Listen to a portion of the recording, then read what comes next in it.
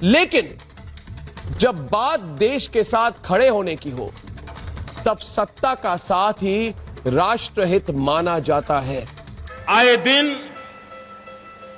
हम संकटों से घिरते चले जा रहे हैं। पाकिस्तान अपनी हरकतों को छोड़ नहीं रहा है। चीन आए दिन आंखें दिखाता रहता है, हमारी धरती पर घुस जाता है। चीन आंखें दिखा रहा है। चीन लद्दाख में सरहद पार करके बैठा है। चीन हमारी सरहद में 19 किलोमीटर तक घुस आया है। पूरे देश में गुस्सा है, लोगों का खून उबल रहा है। ये सवाल उठाना कि चीनी सेना हमारे जमीन पर आ गई और हम सोते रहे, ये सरकार पर सवाल नहीं होता है, ये सेना पर ही सवाल होता है, क्योंकि पेट्रोलिंग की ड्यूटी सरकार की नहीं होती है, सेना की होती है। क्या ये सब सेना की कमजोरी के कारण हो रहा है? ये पड़ोसी देश हमें परेशान कर रहे हैं, ये सेना की कमजोरी के कारण, सेना की कमजोरी के कारण। मित्रों, समस्या सीमा पर नहीं है, समस्या दिल्ली में है।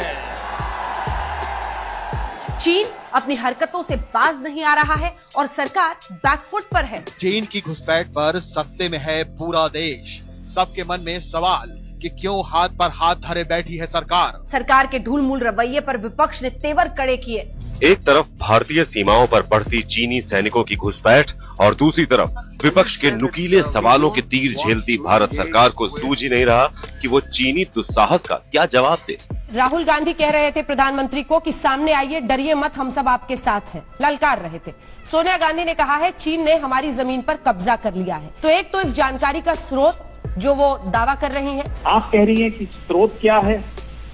हमारा आपका स्रोत तो वही है जो रिटायर्ड जनरल्स हैं, जो एक्सपर्ट्स हैं, जो उस इलाके को समझते हैं, जो स्ट्रेटेजिक एक्सपर्ट्स हैं, जो बार बार 1 महीने से नहीं 2 महीने से लगातार आगाह कर रहे थे। वो आगाह करते रहे, सरकारों को भी, विपक्ष को भी आगाह करते रहे, भाई आवाज उठाइए, हमारी जमीन पर कब्जा हो रहा है।